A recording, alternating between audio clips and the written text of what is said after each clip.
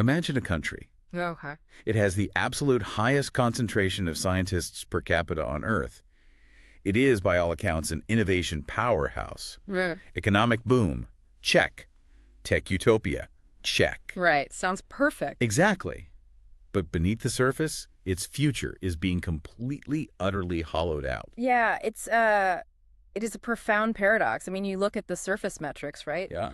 The startups, the venture capital flowing in, the sheer volume of patents being filed, Right. and everything just projects total dominance. Total dominance. But that's the illusion. Exactly. The foundational architecture holding that whole dominance up is quietly collapsing. Because most people operate on this, well, this fairly basic assumption. They think, if a nation has technological prosperity and a booming economy, that's enough to keep its best talent at home. Right. They assume wealth anchors genius. Yes, they assume money keeps people around. And they are completely wrong. Underneath the shiny surface of this particular nation is an invisible, unprecedented escape of the absolute most brilliant minds. It's an exodus.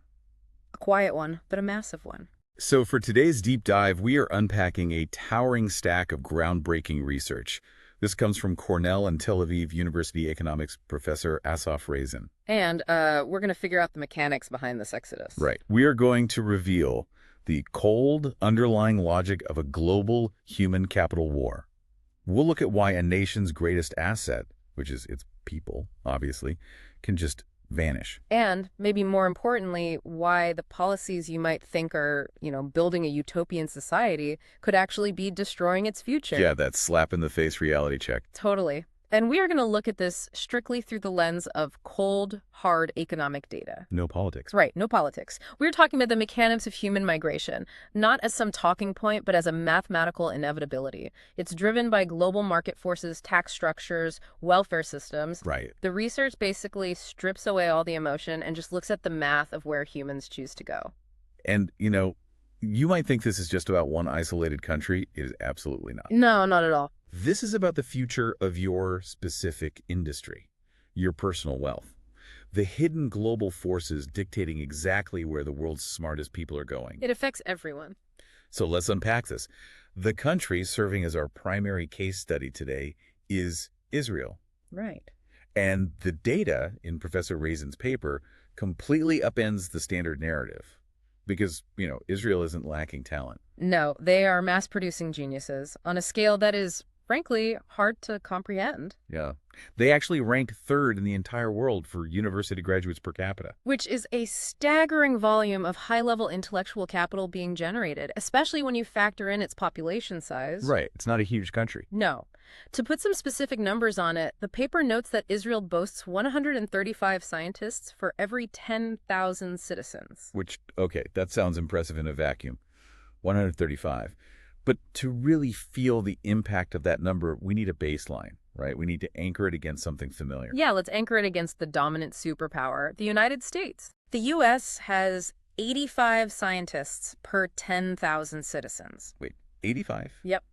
85. Versus Israel's 135. Exactly. So Israel is producing scientific minds at a rate that vastly, vastly outpaces the United States. Wow. Furthermore, they publish the highest number of scientific papers per capita globally. So by all traditional surface-level metrics, this is the ultimate technological utopia. Right. They have built an incredible machine for generating high IQ, highly trained individuals. But the research reveals that this machine is essentially a trap. Yeah. It has secretly become an arms factory, supplying talent to competing nations. That's a great way to put it. They spend the capital, the time, the infrastructure to build the talent, and someone else completely reaps the reward. And the data we are looking at zeroes in on a very specific demographic, right? Yes. The people leaving aren't just a random cross-section of the population looking for, general labor jobs. Right. They are the most expensive, most valuable, highly trained assets the society possesses. The elites. Exactly.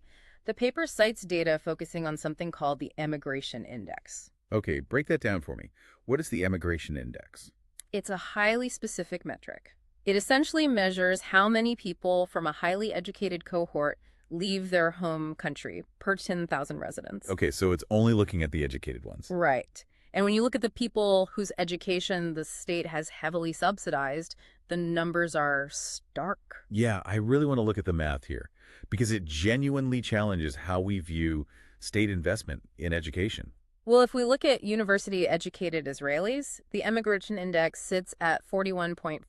41.45. Right, meaning for every 10,000 highly educated residents, over 41 are packing up and migrating to the United States. Okay, I have to stop you there because 41.45 is just a floating number until we put it next to the rest of the world. Right, context is everything. What is the baseline? What is the global average for this kind of specific brain drain? So the global average for educated immigrants with a college degree heading to the U.S., that index is 12.41. 12.41. So Israel's experiencing a drain that is more than 3 times the global average. Yes, it absolutely eclipses other nations that we typically associate with, intense, high-pressure educational systems. Like who? Give me an example. Let's look at South Korea. Oh, yeah. Huge academic pressure there. Massive. Culturally ingrained focus on education. They have the Hagwon system, the immense pressure to get into top tech universities. Right. And they have a known brain drain issue. But their index for college graduate immigrants sits at just 25. 25. And Israel is at 41.45. Exactly. In this specific metric, the paper notes that only Ireland ranks higher. Wow. Which brings up an immediate, glaring question. Why does a society that pours an immense amount of its national wealth, its infrastructure, its cultural energy into cultivating an elite class, ultimately just stand there and watch them walk away? Right. It seems totally counterintuitive. Because we are talking about a country that has built world-class universities. The Technion, the Weizmann Institute. Incredible institutions. And yet the end result of all that institution building is a massive exodus. To understand the why, we have to look past the tech startups, past the venture capital. We have to look at what Razin calls the academic blood exchange. The academic blood exchange. That sounds intense. It is. Because the people leaving aren't just mid-level software engineers chasing a higher salary at some Silicon Valley startup. Right. The hemorrhage is happening at the very core of the academic institutions themselves. The teachers. Yes. Razin's paper analyzes the percentage of home country academic scholars who have permanently taken academic positions in U.S. universities. And this was the section of the research that gave me genuine cognitive vertigo. I mean, we know people migrate for better opportunities. That is a human constant. Sure. But the concentration of who is leaving is what physically breaks a national system. It does. Look at the data snapshot from 2003 to 2004. If you take the total number of Israeli scholars living and working in the U.S., that number equaled 24.9% of the entire senior academic staff remaining back in Israel. 24.9%. 1 in 4. Wait, just let that sink in for a moment. Yeah. For every 4 senior academic staff members teaching, researching, running labs in Israel, there was a 5th one who had left and was now directing a lab or teaching in the United States. And again, to understand if this is normal global migration or a specific localized crisis, we have to look at the contrast. We do. Let's look at the Netherlands. They are another highly educated, highly developed nation. Great English proficiency. Right. Their ratio of foreign scholars in America to scholars in their home country was merely 4.3%. 4.3. Or look at an established European power like Spain. The ratio is just 1.3%. 1.3. Let's even look at Canada. They share a massive border, a language, and deeply integrated economies with the U.S. Super easy to move there. Very easy. Their ratio was 12.2%. And the paper actually notes that Canada's number is an outlier in itself, though they do benefit from a more two-way circulation of talent. Right. But Israel, at roughly 25%, is operating in a totally different stratosphere. It is double the Canadian ratio, and over 5 times the ratio of other advanced European countries. So you have a quarter of your absolute greatest minds collectively abandoning their homeland. Yeah. Now, a skeptical listener might say, so what? A few professors moved to Boston or Palo Alto. Who cares? The private tech companies back home are still building apps. They're still generating revenue. I hear that argument a lot. But I really want to push back on that logic, because you aren't just losing an employee, you are losing the central node of a future generating network. Exactly. That is the fundamental misunderstanding of what a top-tier academic actually represents in the modern economy. Right. The role of a senior academic, particularly in STEM fields, is a massive multiplier. They don't just sit in the room and produce individual research papers. They build things. They build physical infrastructure. They cultivate dozens of PhD students over their career. They secure millions in foundational grant funding. Right. They attract private sector partnerships that eventually spin out into billion-dollar companies. So when a top-tier professor leaves, they don't just take their brain. They take their entire ecosystem of innovation with them. They are effectively pulling the plug on the mother country's core industries. And the data shows they aren't just taking, random liberal arts departments. No. They are taking the absolute most profitable, future-defining industries with them. Yeah, the breakdown of which departments these scholars end up in is kind of the dark punchline to this whole situation. Let's get into those numbers. The paper cites a highly detailed study by Ben David focusing on Israelis in top American academic departments. It measures them as a percentage of the senior faculty back in Israel, categorized by field. Okay. If you look at physics, the drain is 9.6%, chemistry is 12%, philosophy is 14.6%. Which are high numbers. They are high, but they completely pale in comparison to the fields that actually dictate the modern global economy. Economics sits at 28.7%. And computer science, 32.8%. Wait, 32.8%? Almost a third. That is insane. The density of Israeli scholars in top U.S. computer science departments equals nearly 33% of the equivalent native faculty left in Israel. It is mathematically suffocating. 1/3 of the top AI, software architecture, and economic brains have been quietly harvested by a foreign nation. Yeah, it's a silent war. And the mother country is losing its most vital strategic asset without a single shot being fired. The masters have literally left the building. They have. And that raises the most terrifying question for the country's future. If the masters are gone, what happens to the apprentices? This brings us to a really critical concept, the successor gap. The successor gap. Right. Is the top talent, the people who write the curriculum, who set the standard of excellence, who push the boundaries of research. If they are leaving, what is happening to the educational pipeline back home? The pipeline has to dry up. The paper points out that despite the nation's current reputation for scientific prowess, the foundation of its education system is showing severe critical fault lines. Because if the masters are gone, the engine has to sputter. The data hiding behind the startup success stories is honestly devastating. That really is. We're looking at foundational test scores in math and science for primary through secondary school. These are scaled to the PISA scale divided by 100. And for those who might not know, PISA is the Program for International Student Assessment. Right. It's essentially the global gold standard run by the OECD to measure how well 15-year-olds can actually apply reading, math, and science skills to real-world problems. It strips away local grading curves. It gives us a raw comparative look at human capital and development. Exactly. And when you look at that data, the advanced economic group average, we're talking countries like Japan, Korea, the US, the UK, their average score sits at 5.132. Okay, 5.132. Even the broader European average is 4.939. And Israel. Where does the famous startup nation sit? Israel sits at 4.686. 4.686. Yeah. They are trailing significantly below the advanced economic group average. Significantly. They are below the European average. They are trailing behind developing economies like Malaysia, which scored 4.838. Right. They are mathematically closer to countries like Greece or Thailand than they are to Japan or the U.S. It creates an intense cognitive dissonance. Because how can a country with the most scientists per capita also have below-average test scores in math and science for its youth? Right. Let me offer an analogy to explain this because the contrast is just wild. Go for it. It's like a legendary sports dynasty, right? Right. They trade away all their Hall of Fame coaches and veteran players for a quick cash payout.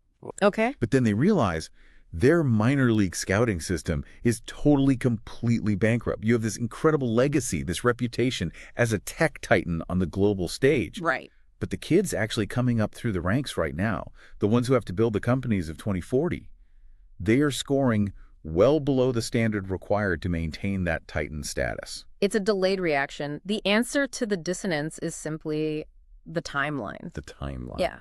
The 135 scientists per 10,000 citizens, that reflects the immense educational triumphs of the past. It reflects investments made 20 or 30 years ago. Right. The 4.686 test score reflects the reality of the present, a present where the best educators and researchers have been siphoned off. So how long can a nation's innovation engine keep running on empty before the market realizes the pipeline is dry? Not long. Eventually, that momentum stalls out. But I want to zoom out here. Because this deep dive isn't just an audit of one country. No, not at all. This is about a deliberate, highly engineered global game. Israel is just the most extreme, visible example of a phenomenon happening everywhere. Right. And the research transitions beautifully into a broader analysis of what we can call the global harvest. The global harvest. Yeah. High-skilled immigrants aren't just wandering the globe randomly, looking for nice weather or a friendly culture. They're not just throwing a dart at a map. Exactly. They are moving with terrifying precision to a very specific, very narrow set of destinations. Which raises the question, what is the invisible hand sorting these people? Why are specific countries vacuuming up all the high IQ talent, while others seem to be catching something entirely different? Well, the paper points out that high-skilled migrants are departing from a vast, diverse range of countries across the developing and developed world, but they are converging on a highly concentrated target. And what's the target? Specifically, the United States, the United Kingdom, Canada, and Australia. The Anglosphere. But I have to push back here. Isn't that just a language issue? I mean, English is the lingua franca of global business and science. Of course, an Indian software engineer or a German physicist is going to go to an English-speaking country. Are we sure this is about policy and not just the convenience of geography and language? That is the immediate intuitive assumption. Everyone thinks that. But the data controls for that. Oh, really? Yeah. While language is a massive friction reducer, it does not explain the sheer magnitude of the sorting effect when you look closely at the data from the year 2000. Okay, let's look at the year 2000 data. The paper provides a comprehensive data set looking at the skill composition of immigration during that period, and it reveals two entirely different worlds of migration. This is the big reveal right here. Let's look at that data. For immigrants heading to the U.S., Canada, and Australia, high degree holders, people with university degrees or advanced specialization, made up a staggering 47.27% of the total influx. 47%. But for immigrants heading to Europe, only 21.8% of their immigrants were high-degree holders. It's less than half. And conversely, look at the other end of the spectrum. The low-education immigrants heading to Europe made up 46.37% of their total intake. 46% low education. Right. For the U.S., Canada, and Australia, low-education immigrants were only 34.27%. It is a total cognitive reversal. Completely. Because both Europe and North America are highly developed, rich, stable, democratic regions. Right. They both have incredibly high standards of living.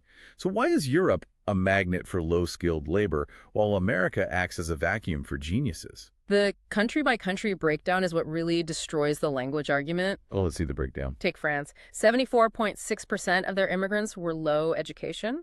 Only 16.4% high education. Wait, 74% low education for France? Yep. And Germany.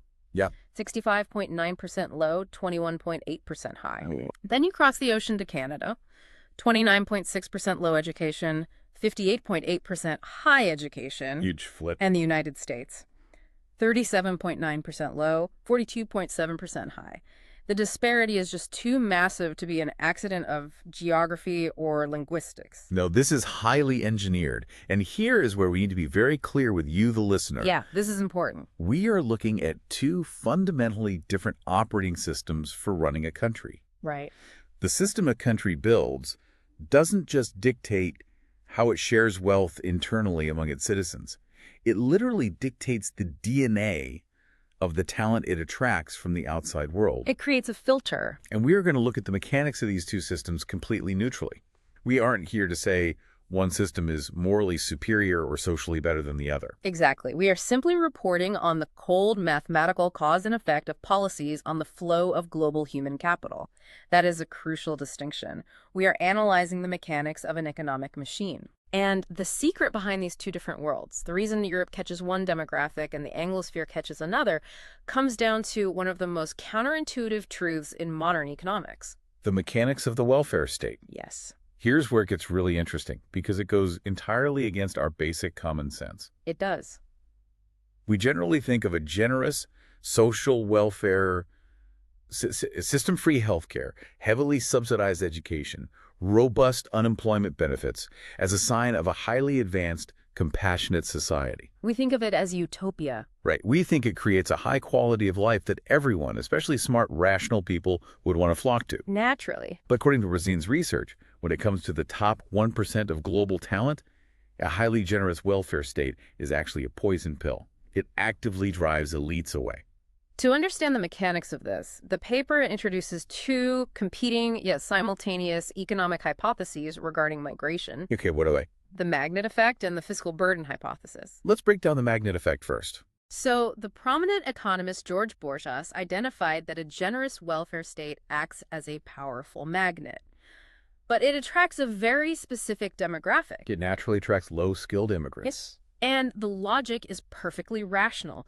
If you are a low-skilled worker, your earning potential in the open global market is inherently limited. Right, your wages will be lower. Exactly. So if you migrate to a country with a highly generous welfare state, you instantly become a net beneficiary of that system. A net beneficiary. Yeah, the total value of the state-provided health care, the free education for your children, the housing subsidies, the transit infrastructure, the value of what you consume from the state is significantly greater than what you pay into the state through taxes on your lower wages. It is the completely rational, utility-maximizing choice for that individual. I mean, why wouldn't you go there? Exactly. But the counterintuitive conclusion here is that the harder a society tries to build a comprehensive high welfare safety net, the more it creates an irresistible global gravitational pull for populations that inherently increase the societal burden. That's the supply-side explanation for why Europe's immigrant composition looked the way it did in the data. Right. Europe, with its incredibly generous post-war welfare systems,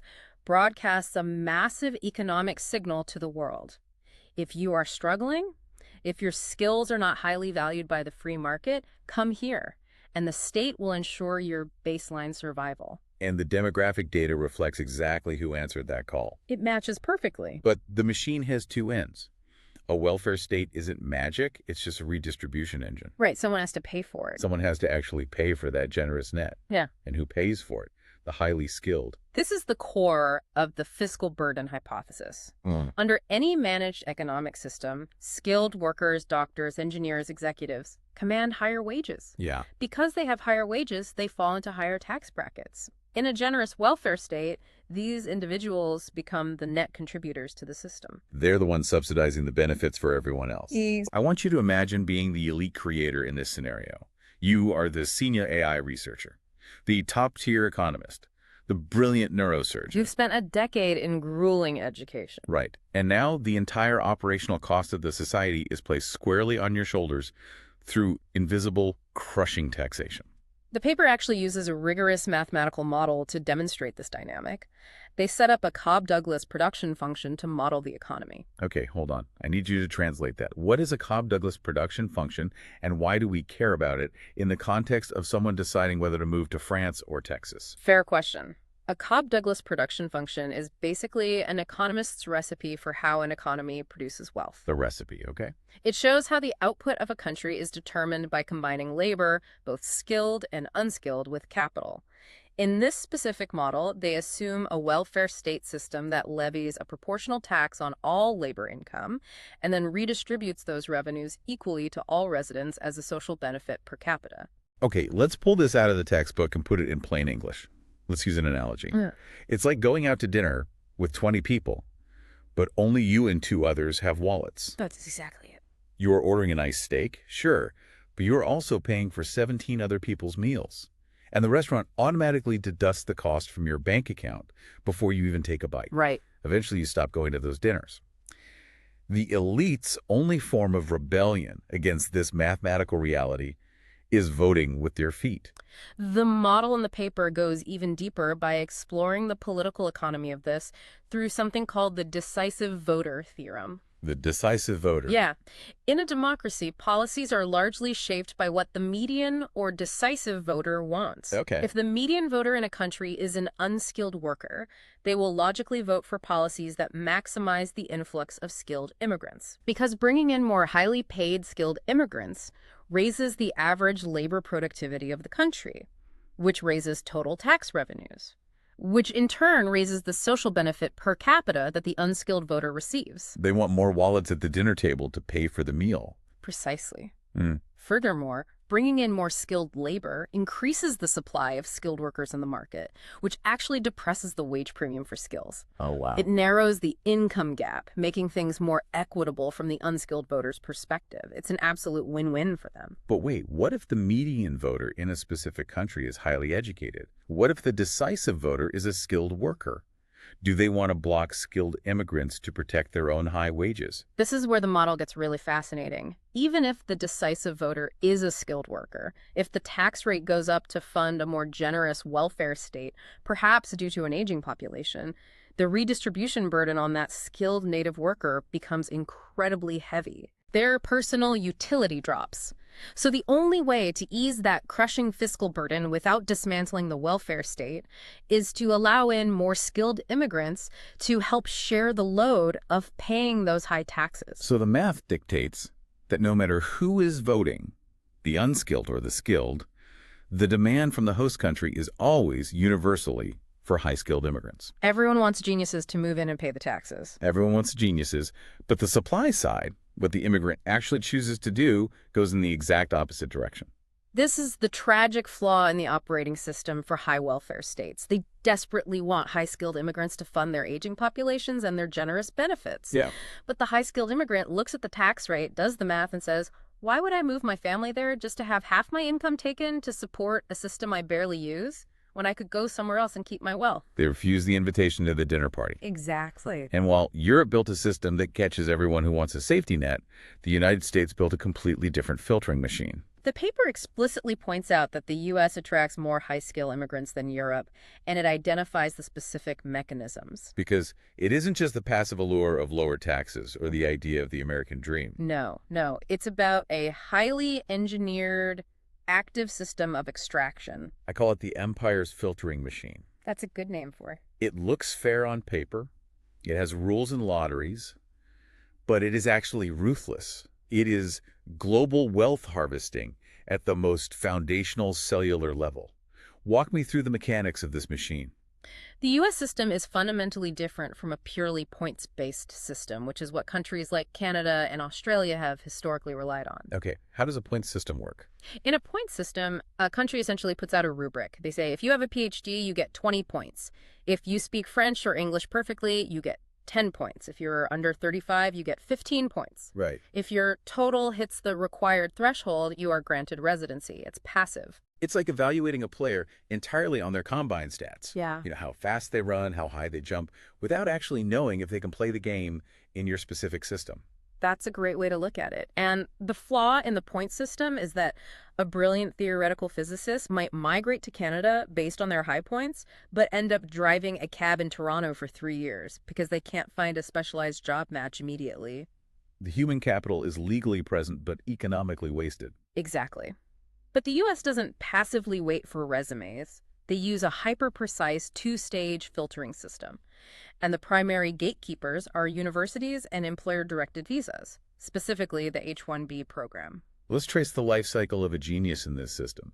How does the U.S. university act as the first net? U.S. universities and research centers are the crucial first step. They act as the initial decentralized filter, pulling in the brightest young minds globally using F-1 student visas or J-1 exchange visitor visas. But those aren't permanent, right? No. These visas don't offer long-term employment or a guarantee of citizenship. They are strictly temporary. But they serve as a massive proving ground. The universities take on the risk of evaluating and developing the talent. It's an audition for the empire. It really is. You come in, you prove your brilliance in their labs, you publish papers under their institutional names, elevating their global rankings. Yeah. And if you survive that crucible, the second filter kicks in. The corporations. U.S. firms recruit the absolute best graduates directly out of these U.S. schools using employer-directed visas like the H-1B or the O-1 visa for extraordinary ability. And the paper argues this is better. The paper argues that this employer-based immigration policy regime is actually far more economically efficient than a points-based approach. Because the match is guaranteed. Exactly. The job market search process is integrated directly into the immigration process. In the U.S. system, the employer-employee match is finalized before the long-term work visa is granted. Right. The tech company says, we need this specific machine learning engineer, and the government grants the visa for that specific role. The immigrant talent is plugged directly into a productive, highly adequate job from day one. There is zero friction. They are routed instantly to the highest producing sectors of the economy. This isn't natural human migration. This is a targeted state-level extraction of high-purity human capital. It's highly optimized. To use our baseball analogy, the universities act as a subsidized minor league system sifting through global talent. And the major league tech corporations just draft the proven elite performers and put them right into the starting lineup. And we see the undeniable results of this machine in the data. The paper cites research by Hansen and Slaughter, noting that U.S. immigrants hold a disproportionately massive share of jobs in science, technology, engineering, and mathematics, the STEM occupations. They're completely dominating the sectors that drive future economic growth and patent generation. Which brings us to the cold data. We have a theory. We understand the magnet effect pulling low-skill workers to welfare and the fiscal burden driving high-skill workers away. Right. We see the filtering machine of the U.S. But I can hear a skeptic asking, is there undeniable mathematical proof that this welfare dynamic is actually happening on a macro scale? Or is this just elegant economic theory? That is exactly what Razin and Waba wanted to prove. They conducted a rigorous empirical analysis to test these exact hypotheses. Okay. They wanted to see if there really is a negative correlation between the generosity of a welfare state and the influx of high-skilled talent. But to prove it, they couldn't just look at random countries. They needed a controlled, real-world laboratory. And they found one in Europe. They utilized the European Union, specifically the Schengen area, plus countries tightly integrated into it like Norway and Switzerland. What makes Schengen so special for this? This area represents what economists call a free migration regime. Within this specific geographic zone, labor can move freely across national borders without visa restrictions or government quotas. Right. Totally open borders internally. Exactly. They then compared this internal free movement against the controlled migration regime, which is the movement of people from outside Europe into Europe, where strict visas and immigration policies dictate who gets in. This is a brilliant scientific setup. It isolates the variable perfectly. It does. Inside Europe, people can move purely based on their own economic desires. The supply side is in total control. If a German software engineer wants to move to Denmark, they just go. Yep. Outside Europe, people have to pass through the gates. The demand side controls the flow. Exactly. By analyzing bilateral migration movements, country A to country B, in the year 2000, they ran complex regression analyses. They used the social benefits per capita in the destination country as their metric for the generosity of the welfare state. Now, before you give me the results, I want to challenge the methodology here. How do you prove it's the welfare state causing the migration pattern? What about endogeneity bias? I'm glad you brought that up because that is the exact critique an economist would level. Right. Endogeneity bias is essentially the chicken and egg problem in statistics. Did a highly generous welfare system cause a massive influx of low-skill immigrants? Or did a massive influx of low-skill immigrants force the host country to desperately expand its welfare system to keep them from starving? Which caused which? Exactly. So how did Razin and Waba solve the chicken and egg problem? They use something called instrumental variables. It's a statistical scalpel. You find a third variable that influences the welfare state but is completely unrelated to current migration flows. Like what? In this case, they might look at the historical legal origins of a country's legal system, whether it's based on English common law or French civil law, which historically dictates how centralized a state is. By using these instruments, they can mathematically isolate the direction of the causality. Okay, so the methodology is ironclad. They controlled for differences in educational quality, they controlled for the returns to skills in different countries, and they isolated the cause. They did. What were the results? The results are stark and undeniable. Under the free migration regime, inside the borders of Europe where people can choose where to go, the coefficient of the welfare variable is significantly negative for high-skilled migrants and significantly positive for low-skilled migrants. Let me translate the math for our listeners. Yeah. What that means is, where borders are open, the higher the welfare benefits, the fewer high-skilled migrants you get, and the more low-skilled migrants you attract. That's exactly it. The generous welfare state acts as a powerful magnet for those who need support, and a powerful repellent for those who would be heavily taxed to provide that support. And the paper even addresses why European countries have been largely unsuccessful in fixing this distortion. Why haven't they fixed it? Razin and Sadka argue in a cited work that it's due to a lack of fiscal coordination. Within the Schengen free movement zone, individual countries set their own tax and welfare policies entirely independently, but the borders are completely open. Oh, I see. So if one country, say Sweden, unilaterally raises its benefits because its citizens vote for it, it instantly attracts immigrants from across the zone. Right. But the long-term costs of that immigration are somewhat diffuse, leading to profound policy distortions. They're essentially trapped by their own good intentions. It creates a structural trap. And this dynamic creates what we can only describe as a nightmare cycle, a doom loop. Doom loop. Yeah. This brings us right back to our original case study of Israel, but the terrifying thing is that this applies to any highly innovative nation that tries to balance high taxes and a robust welfare system with a desire to retain top-tier global talent. Let's walk through the 4 steps of this inescapable loop. Okay, let's do it. Step 1. The absolute top talent. The 1% of the 1%, the people writing the foundational code and discovering the new compounds, looks at the global market. Who's looking around? Right. They see they can take their core technical skills or their academic prestige to the Empire Center, the U.S., where taxes are lower, the financial rewards are exponentially higher, and the research budgets are practically infinite. The friction is low, the reward is high. So they leave. Step 2. Because the highest producers have left the mother country, the nation's overall average productivity drops. The economy loses its sharpest cutting edge. Yeah. The multiplier effect we talked about earlier, where one genius professor creates 10 genius PhDs, works in reverse. Innovation slows down, new patents decrease. Step 3. The financial burden of maintaining the society, paving the roads, running the hospitals, funding the military, and paying for the welfare state doesn't shrink just because the genius is left. That bill still comes due. That massive bill still has to be paid every single year. So the burden falls heavier on the middle class and the elites who stayed behind. To cover the shortfall, taxes go up, or the quality of benefits is cut. And then step 4. This new, heavier, more punishing fiscal burden changes the calculus for the next tier of talent. The people who were on the fence. Right. People who were previously on the fence about leaving, maybe they stayed for family or patriotism or comfort. Suddenly, they look at their new tax bill and find that the math simply no longer makes sense for them to stay. So more of them leave. Exactly. And you're back at step 1, but in a fundamentally weaker position.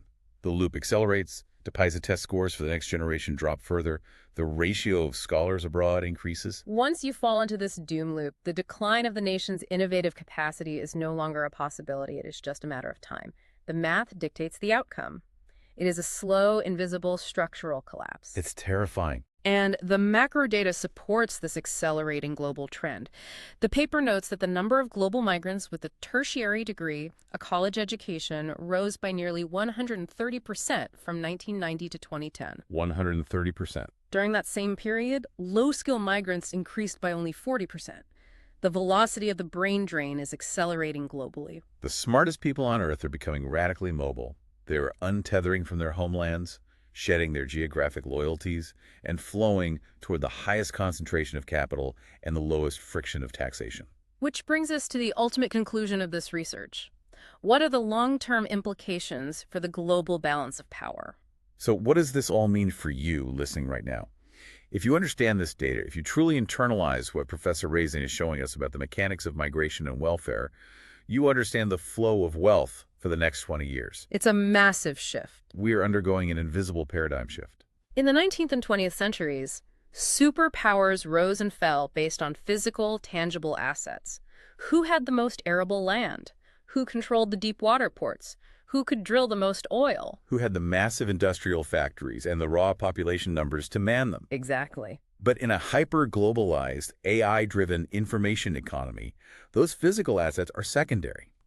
The only metric that truly matters, the true trump card of the 21st century, is who can monopolize the top 1% of human brains. The people who write the algorithms, the people who design the sub-nanometer semiconductors, the people who model the complex economic futures. The paper makes it abundantly clear. Immigration policies, visa structures, tax rates, and welfare systems are no longer just domestic issues to be debated in local elections. No, they are not just about helping the poor or managing local labor markets. They are the literal weapons being deployed in a global war for human capital. If your country has a tax policy that pushes out a brilliant computer scientist and a rival country has a visa policy that instantly scoops them up, and puts them in a lab with unlimited funding. You didn't just lose a citizen. You actively armed your competitor with the very mind that will invent the future you have to live in. This raises an incredibly important question, and it's one with a haunting historical parallel. Let's hear it. If we look back at the Roman Empire, we see the exact same mechanics play out. Wait, really? The Roman Empire? Yeah. When the empire was at its peak, it was a massive, irresistible magnet for talent.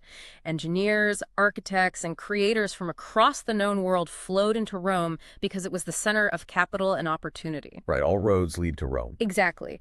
But as the empire aged, it expanded its bureaucracy massively.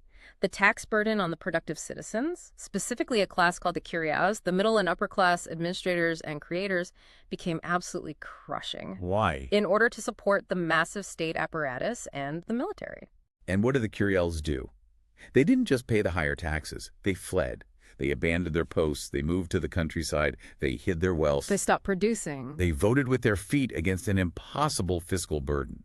When the Roman Empire lost its creators and innovators to the crushing weight of its own administrative burden, the empire didn't collapse overnight in a fiery cinematic battle. Right. It slowly, agonizingly sank into twilight. The innovation stopped. The maintenance of the aqueducts and the roads failed, not because of a lack of stone, but because the engineers who understood the math were gone. We are watching a modern, hyper-accelerated game of tax, welfare, and innovation play out in real time. The data from Israel is the canary in the coal mine for the developed world. It absolutely is. A nation can have a legendary reputation. It can have the most scientists per capita today. But if the underlying math of its society is actively driving away the people who build tomorrow, that reputation is just a ghost. It is a lagging indicator of past success.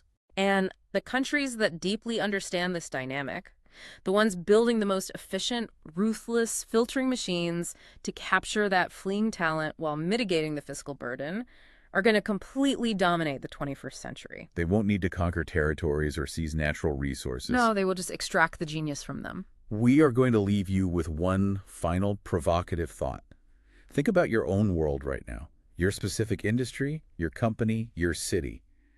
The complex systems around you are likely running on the invisible brainpower of a very small percentage of hyper-productive individuals. The 1%. Ask yourself, if the absolute smartest mind in your orbit packs up and leaves tomorrow because the math no longer makes sense for them to stay, who's going to pay the bill for the future? Imagine that tech utopia again, the one with all the scientists and the economic boom. Beneath the surface, the hollow out has already begun. Don't let the shiny surface fool you. Keep your eyes on the data.